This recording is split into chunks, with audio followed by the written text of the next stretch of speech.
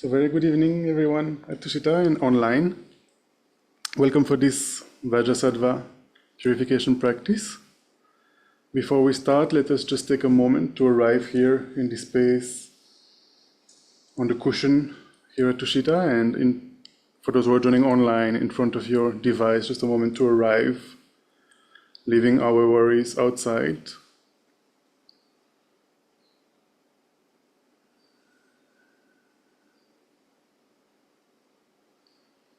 We can do that by taking 3 slow and deep breaths. Our stomach rising and falling every time we breathe in and out. Trying to refresh our attention as we breathe in. And trying to relax as we exhale.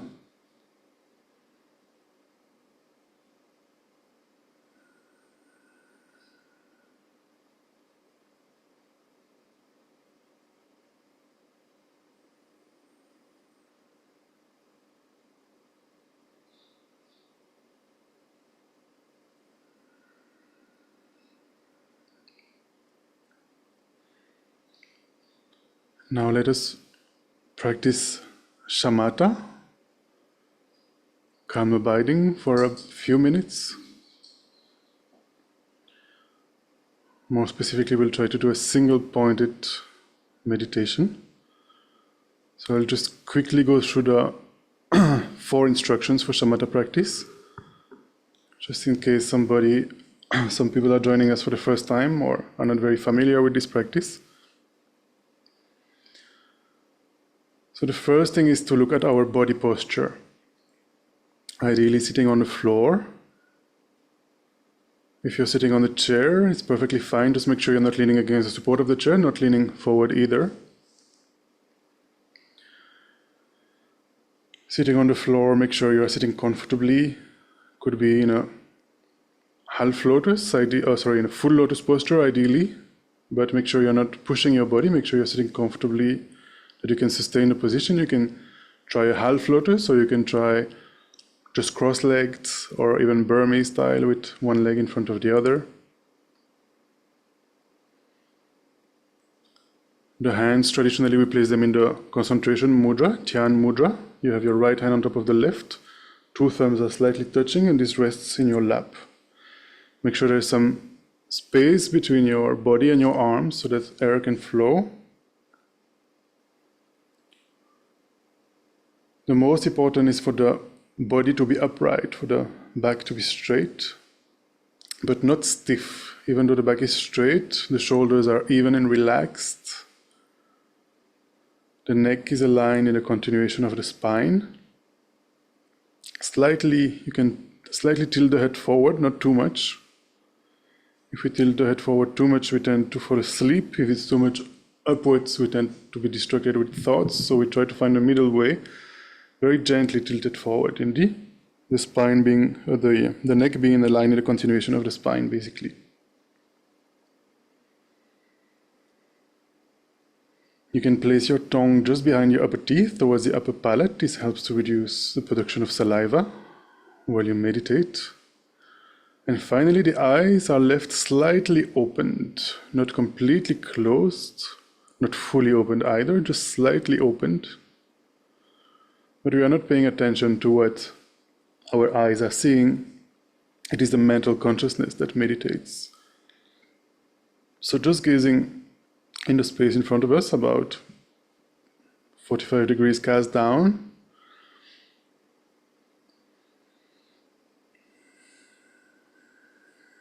So this posture is known as the 7-point Buddha Vairochana posture, and out of the 7 points, the most important is for the body to be upright.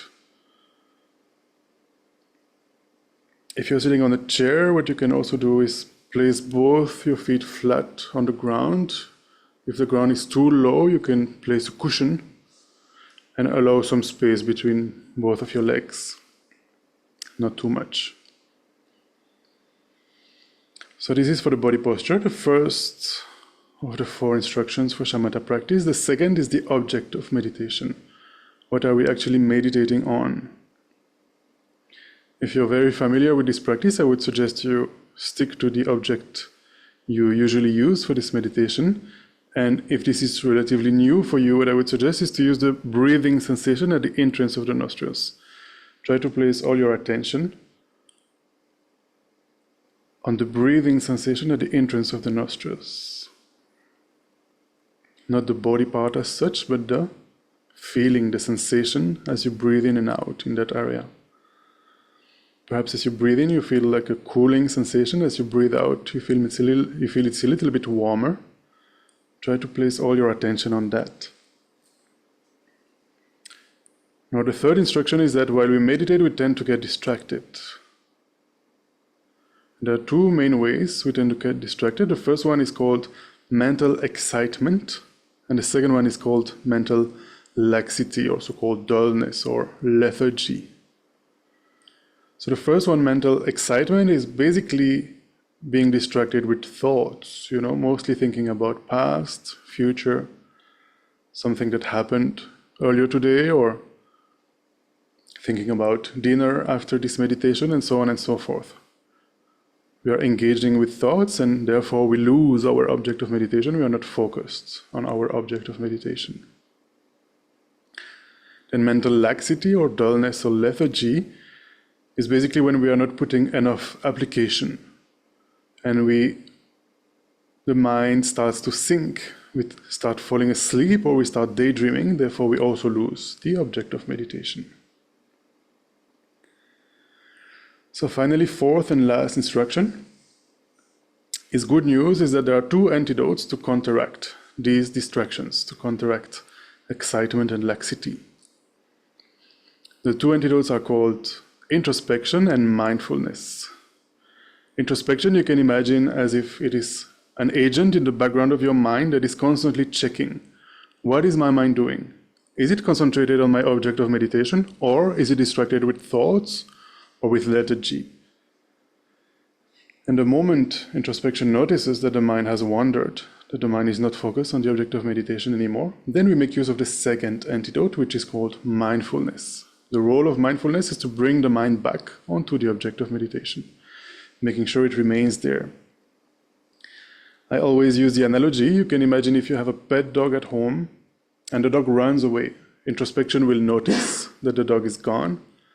Mindfulness will bring the dog back home, and you can also imagine tying him against a pillar so that he remains at home.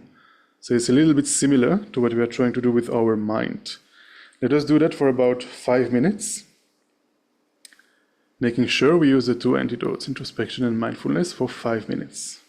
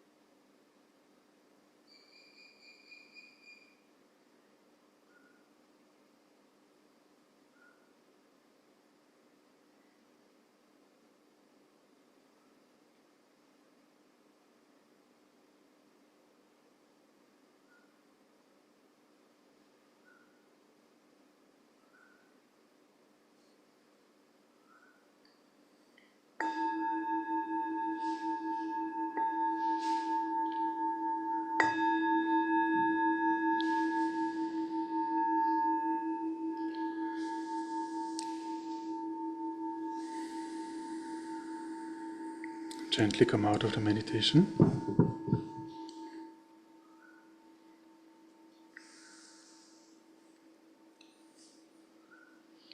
Five minutes might feel a bit short. If this is the feeling that you have, that you wish you could meditate longer than 5 minutes, then it's a good sign that you will again, make the effort to sit. Especially is advised when we begin with meditation. If we sit for 1 or 2 hours, it's a bit long. At the end, we might feel exhausted, and then the next time we see the cushion, might not want to sit. Also, because we have been used to being distracted for so long, then if we sit for 1 hour, we might just be, strengthening our habits of being distracted. But if we commit, okay, now today I'm going to sit for 3, 4, 5, 6, 10 minutes, and we commit during this time, I will make the effort to use the 2 antidotes of introspection and mindfulness. Then gradually, we can make some progress. So now that we are hopefully a bit more focused, let us establish an appropriate motivation for this Vajrasattva practice.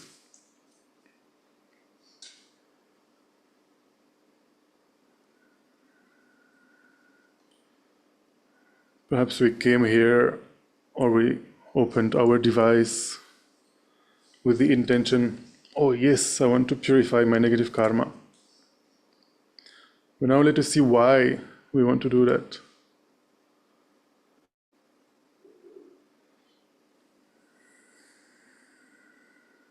Actually, the idea behind purifying our negative karma is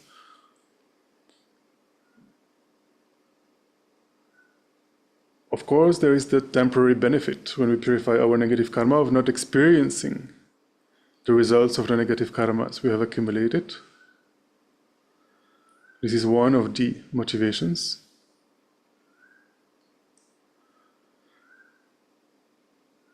But eventually we want to get rid of all the negative karmas, as well as all the mental veils, all the disturbing emotions that we have, negative emotions, all the afflictions, delusions, as well as all the cognitive veils, all the cognitive obscurations, in order to be able to guide suffering beings unmistakenly. Once we have removed all our mental veils, afflictive, cognitive, then we achieve the state of a Buddha, the state of awakening, the state of omniscience, perfectly knowing how to guide, how to benefit others perfectly, unmistakenly. Let us try to give rise to this motivation. Let us try to give rise to bodhicitta for doing this practice.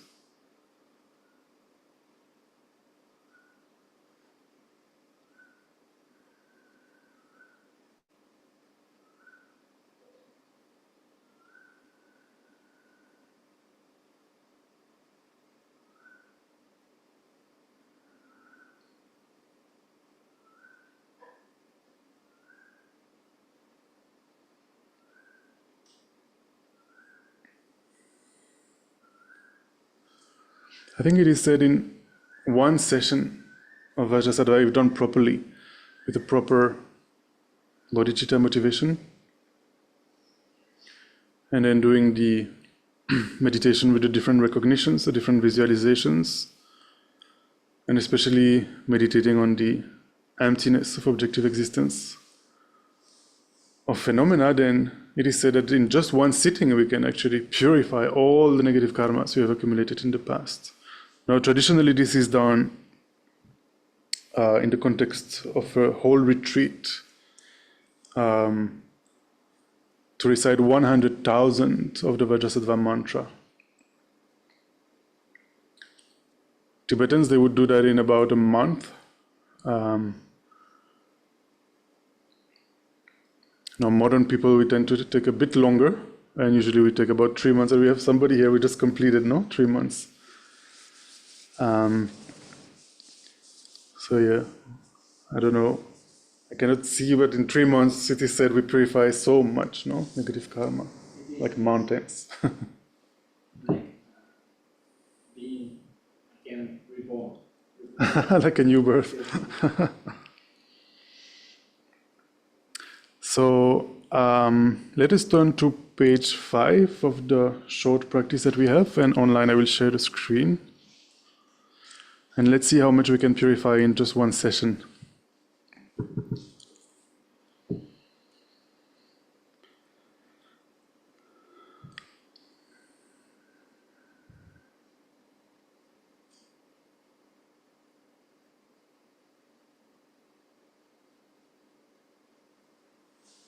Okay, I hope you can see the screen online as well.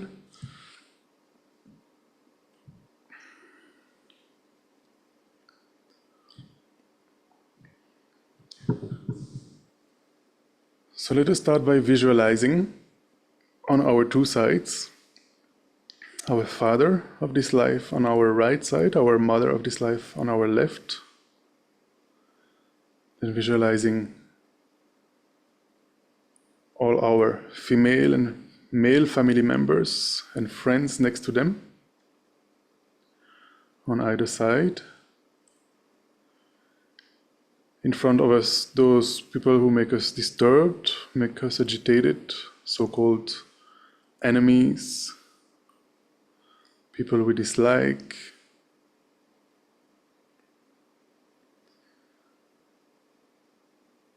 And then all the people we don't know, mass majority of sentient beings that are so-called neutral, that we don't know, they're not our friends, they're not our enemies.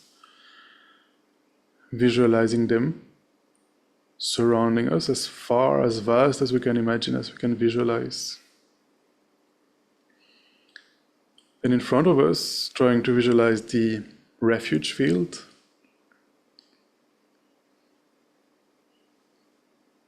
So there are two ways of doing this. One is the easy way, is to simply visualize Buddha Shakyamuni and imagining all the objects of refuge are taking this one aspect of Buddha Shakyamuni. The other is the more elaborate visualization, as in Georgia, with Buddha Shakyamuni in the center and then the lineage Buddhas on the sides, Arya Manjushri for the wisdom lineage and Arya Maitreya for the method lineage, and all the lineage Buddhas behind them. And in front of Shakyamuni Buddha is seated your root guru, your principal teacher, and all the enlightened beings, all the masters of the past, all your teachers. You can visualize, for example, His Holiness the Dalai Lama, all the Nalanda masters, such as Arya Shantideva, Arya Nagarjuna, and so forth.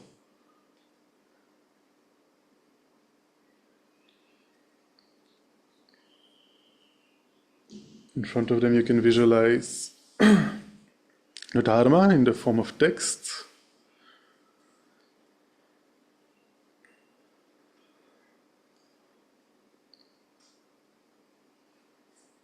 So trying to be mindful of this visualization of the refuge field in front of us, the bodhicitta field with all sentient beings on our surrounding us, on our sides, behind us. Let us imagine we are guiding them into this practice as if we were, the chant leader for these prayers, for this practice. So we can start with the refuge and bodhicitta prayer. We can read it once in English to familiarize ourselves with the meaning, and then we can chant it as well twice in Tibetan. I take refuge until I'm enlightened in the Buddha, the Dharma, and the Supreme Assembly. By my merits of generosity and so forth, may I become a Buddha to benefit transmigratory beings. Sangye Chodan Soki Chognam La Janjo Bhardo Dagni Gyalsoiche Dagi Jinso Gibe Chognam Ki Jola Penjir Sangye Jubar Sho Sangye Churan Soge Chognam La Janjo Bhardo Dagne Kelsoichi Dagi Jinsogi Be Chognam Ki Jola Penjir Sangye Jubar Sho.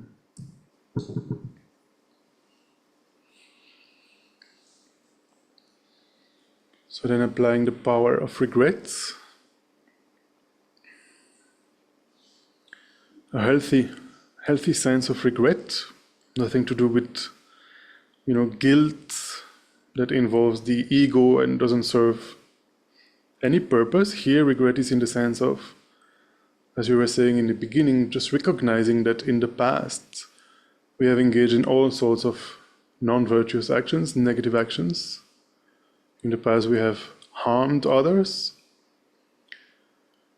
And regret here is in the sense of, I don't want to experience the results of these negative actions in the future, the result of these negative karmas. I don't want to suffer in the future. That is the meaning of regret here. So here the text says, first recall the definition of negative karma. Any action that results in suffering.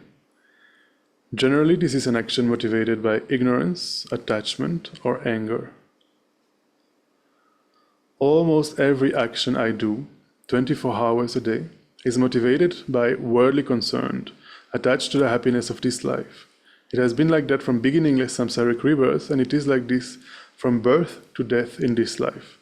Nearly every action I have created has been non-virtuous, the cause of suffering. Not only that, but I have also continuously been breaking my pratimoksha, bodhisattva, and tantric vows.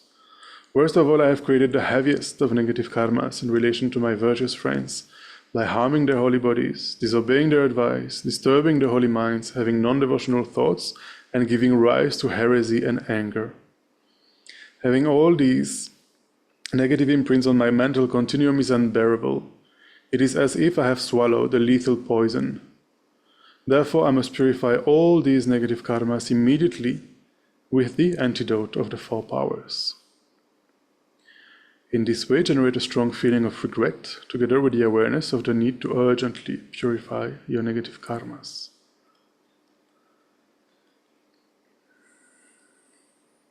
Many people my age or younger have died. It is a miracle that I am still alive and have this incredible opportunity to purify my negative karmas. Death is certain, but the time of death is totally uncertain. If I were to die right now, I would definitely be born in the lower realms. Because I could not practice Dharma in the lower realms, I would remain there for countless eons. Therefore, how unbelievably fortunate I am to be able to purify my negative karmas right now, without even a second's delay, by practicing the Vajrasattva meditation. But I'm not practicing this Vajrasattva purification for myself alone. The purpose of my life is to free all hell beings, hungry ghosts, animals, human beings, asuras, suras, and intermediate state beings from all their suffering and its causes, and lead them to the peerless happiness of enlightenment. In order to do this, I must first reach enlightenment myself. Therefore, I must purify all my negative karmas immediately by practicing this Vajrasattva meditation.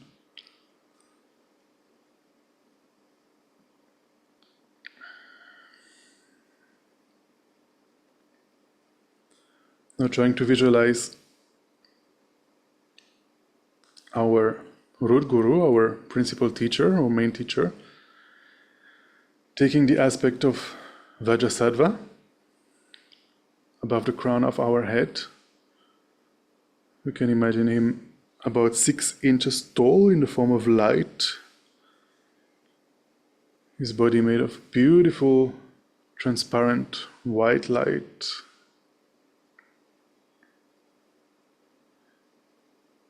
He is seated on a moon disk, and the moon disk is on a beautiful lotus. His holy body is white, with one face and 2 arms. His right hand holds a Vajra, that is heart, and his left hand holds a bell in his lap.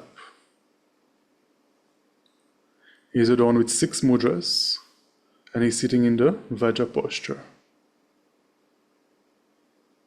Vajrasattva is my root guru, the holy mind of all the Buddhas, the Dharmakaya.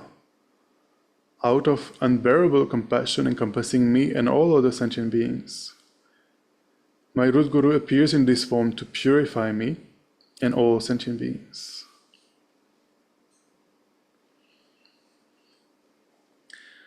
Then visualize that at the center of Vajrasattva's heart, there is a hum syllable on a moon disk.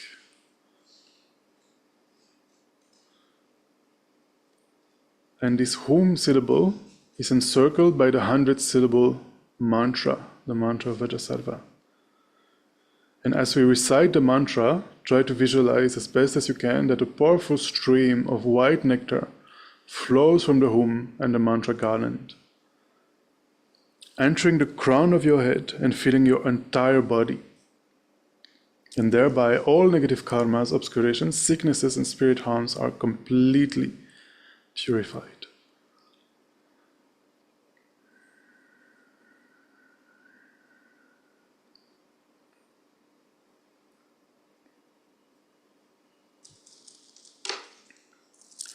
So we try to visualize as best as we can while we meditate. Vajrasattva above the crown of our head, the moon disk with the hum at his heart, surrounded by the 100-syllable mantra. While we recite, powerful stream of white nectar flows down and enters the crown of our head, filling our entire body. And then one of the common visualizations is to imagine the body gets completely filled with this pure white nectar, and all the negative karmas, negativities, obscurations, they leave the body from below, and you can visualize them in the form of snakes, scorpions, black smoke, and so forth.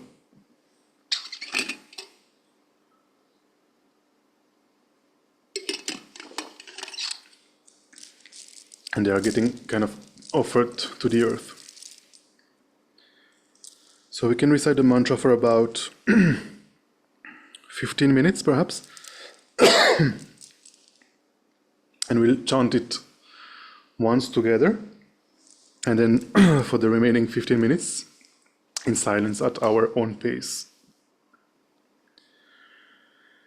Om Vajrasattva Samaya Manupalaya Vajrasattva Tita Jido Me Bhava Sutta Shayo Me Bhava Supa Shayo Me Bhava Anuragto Me Bhava Sarva Siddhi Me Prayacha Sarva Karma Sucha Me Chidam Shriyam Kuruhum Ha ha ha ha ho bhagavan sarva tathagata vajra mame munja vajra bhava mahasamaya sarva aum.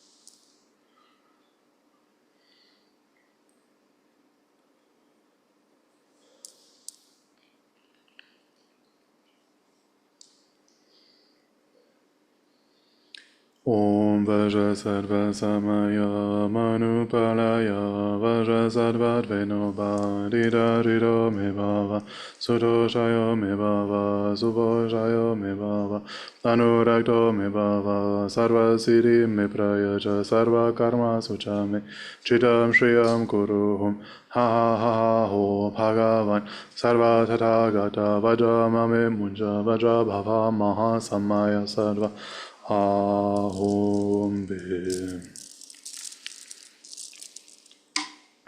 Then reading together at the middle of page 8. Through ignorance and delusion, I have broken and degraded my commitments. Guru, be my savior and refuge. Lord, holder of the Vajra, endowed with great compassion, in you the foremost of beings I take refuge.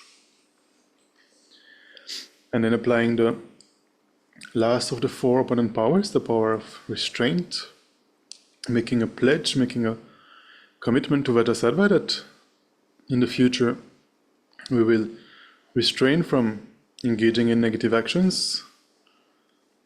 And let us make a realistic pledge. For example, I think quite easily we can commit that for the rest of our lives we will not kill another human being. That's quite easy to do normally.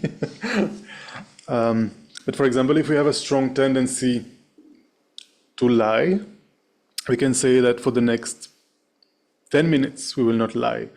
This is quite easy to do because for the next 10 minutes we'll recite more prayers. So we'll, continue meditating. So normally for the next 10 minutes we will not say lies. But then for all the negativities you can think of, and especially the strong tendencies that we have, we can make a realistic pledge for the next 5 minutes, 10 minutes, for the next 2 hours, for the next 1 day, 1 week, 1 month, and so forth. I will restrain from committing those negative actions. So we can read again together at the bottom of page 8. Before Guru Vajrasattva, I vow never again to commit those negative actions from which I can easily abstain. I vow not to commit those negative actions from which I find it difficult to abstain for, and then mention how long you can abstain from these actions.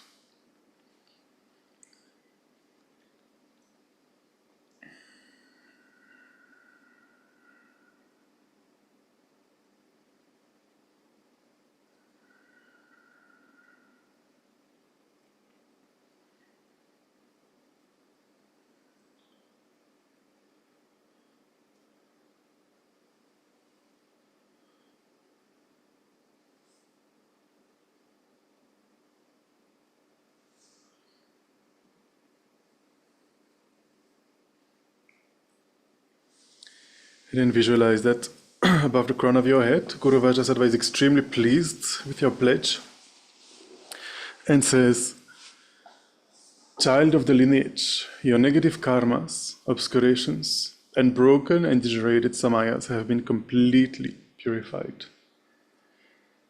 So now let us take a moment to generate a strong conviction that indeed everything has been purified completely, just as Guru Vajrasattva has said.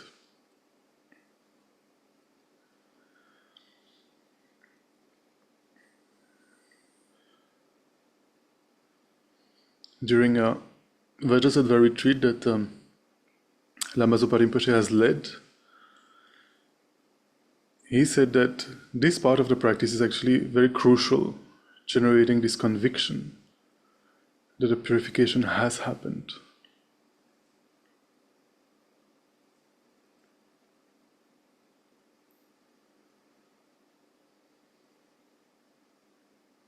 Try to see how much lighter you feel with all this negative karma that is now gone.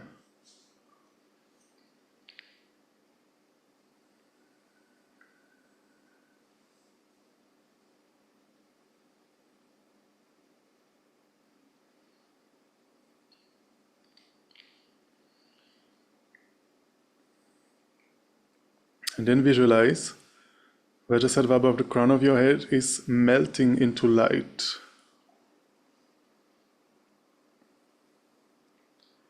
And this light enters the crown of your head and absorbs into you.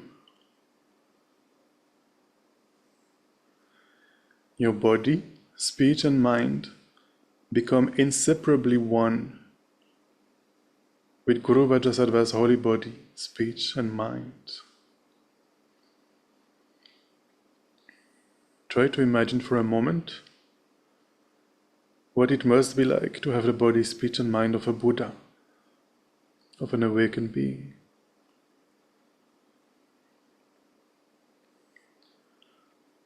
Perceiving both conventional and ultimate truth simultaneously, having a very vast mind encompassing all sentient beings.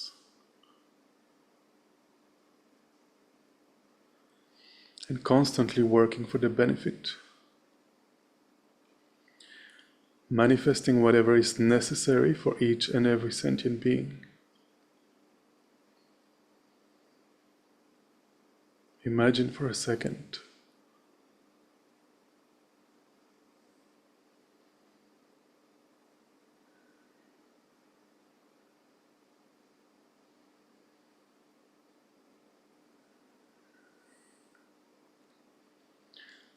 and in this absorption, let us also meditate on emptiness, especially thinking that in emptiness there is no I, the creator of negative karma. There is no action of creating negative karma.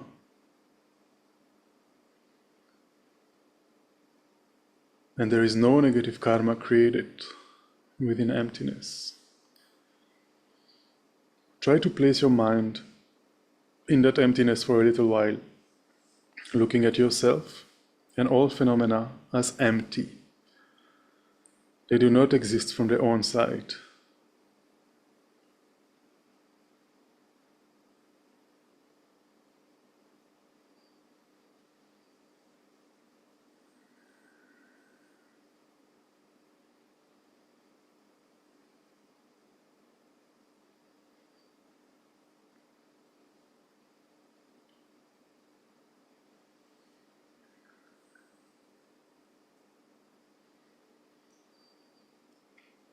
And then with this awareness of emptiness, let us dedicate the merits of engaging in this practice. We can read once in English and then chant in Tibetan. May the precious supreme bodhicitta not yet born arise. May that arisen not decline, but increase more and more. John Joseph Chorimboche Ma Ke Banam Ke Girochi Ke Banyam Ba Me Bayan Gone Gondo Belwarasho. And then on the next page, dedicating the merits for the long and healthy life of His Holiness the Dalai Lama.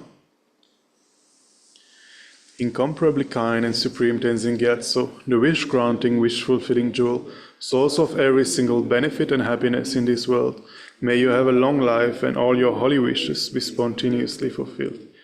Jinten kan depende malu pagan le chongwe samber yijino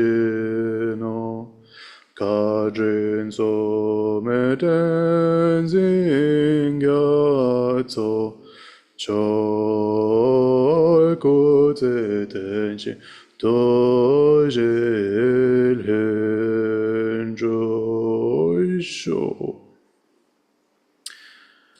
then we can go to the bottom of the page to seal the merits with emptiness, and then we'll pray for the swift return of Lama Zopa Rinpoche afterwards.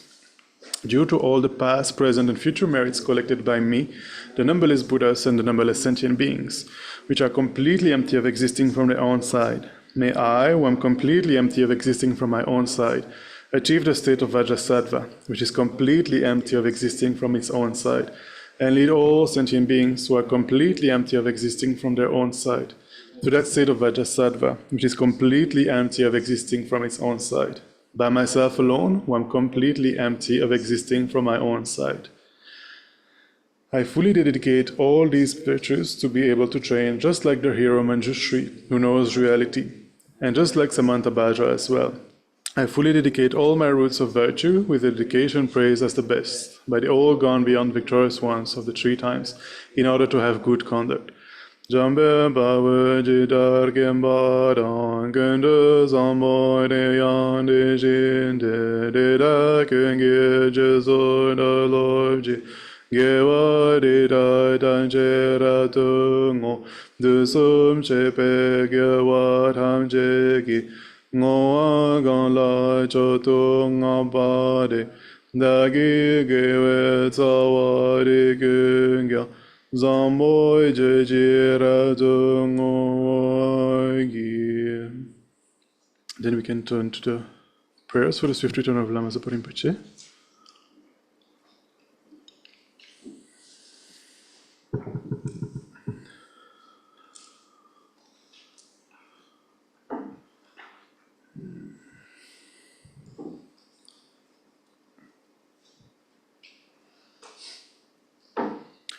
I'll just briefly explain in case people are joining us for the first time. So, Lama Zopa Rinpoche is the co-founder of this place here, Tushita, together with Lama Yeshe. You know, they were among the many Tibetans who left Tibet after the invasion in the 50s. And basically they started teaching people here in India, and they learned English and were requested to teach more and more, especially in the West, in Australia, in Europe, in the US, and so forth. And they started many Dharma centers, and Tushita is one of them. Tushita is one of the currently 130 FPMT centers around the world. FPMT stands for the Foundation for the Preservation of the Mahayana Tradition. And so Lama Zopa Rinpoche, the co-founder of this organization and this center, 2 years ago showed the aspect of passing away. And in the Tibetan tradition, you might, be aware that there is this culture of finding the reincarnation of such enlightened master. For example, His Holiness the Dalai Lama is known as the 14th Dalai Lama. So similarly, we are praying for Rinpoche, to come back in a fresh body and continue to teach the Dharma, continue to guide us, and continue to lead this organization as well. So recently, actually, His Holiness the Dalai Lama and Lama Zopa Rinpoche were very close, and His Holiness has taken responsibility, to try and help finding the reincarnation of Lama Zopa Rinpoche. And recently, last month, actually, His Holiness was asked to make observations, and it was observed that Lama Zopa Rinpoche already took birth in Nepal. And now hopefully we have the karma to find, this reincarnation. And hopefully we have the karma for Rinpoche to, again, take the aspect of such an enlightened master and continue to teach and so forth. So, to create the causes for that, we are practicing, but also we continue to pray. And actually, the first prayer in this booklet here was composed by His Holiness the Dalai Lama. So we'll read it in English. Peerless teacher and assembly of the children of the victorious ones, Shravakas and Pratyekya Buddhas, victorious law song, father and sons, along with the lineage masters, all the objects of refuge of infinite lands, please bestow the virtue and goodness of accomplishing this prayer here and now, holding and spreading the Muni's precious and complete teachings, through explanation and practice. You wore the armor of patience that is never discouraged. Incomparable, venerable Guru, to you I make request. While striving single-pointedly for the sake of the victorious one's teachings, the sole gateway through which all benefit and happiness emerge, and for other living beings, you suddenly departed to peace. What a great loss! Nevertheless, through the undeceiving truth of the blessings of the ocean of the three jewels, and the great waves of bodhicitta of the children of the victorious ones, may the smile of a reincarnation swiftly beam in glory for fortunate disciples. So we can also dedicate whatever merits we have accumulated in this session and the merits we have accumulated in the past, the merits we'll accumulate in the future, so that the wars that are happening around the world immediately come to an end, and may there be no new war. May there be no famine. May there be no epidemic. May there be no financial crisis. May there be no disasters of the elements, natural catastrophes. May peace and happiness prevail in everybody's hearts and lives.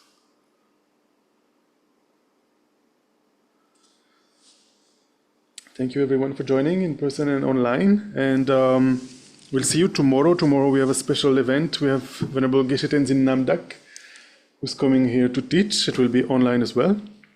Same time, 6:30 p.m. For those who don't know him, Venerable Geshe Namdak is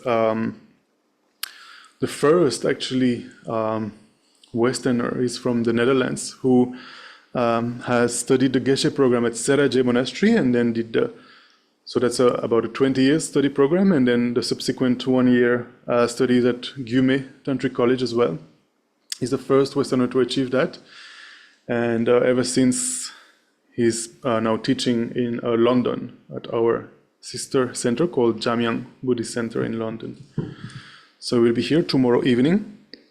And then this weekend on Sunday evening, 8 p.m., we have Venerable Geshe Lagdor from the library in Dharamshala, who is teaching online, 8 p.m. He's continuing the teachings that he started giving last year on the Precious Garland for the next 4 Sundays at 8 p.m. I will be sending a link. This is co-organized by different centers, and mainly by our sister center in New York, Shantideva Center. So we'll be sending a link where we can register actually to receive the link for the Zoom to be able to join the teachings. Then next week, Monday, Kabir Saxena ji will be passing through Delhi for a few days, and he will be guiding Green Tara Puja Monday evening. And on Tuesday, he will continue the teachings that he started giving about 3 weeks ago, that are entitled Preparing to Go Beyond. and then I forgot the exact title, but to find the fuel for our journey, Bodhisattva warrior journey. So see you then, and thank you very much, everybody online. See you soon, and thank you so much, everybody in person. And please.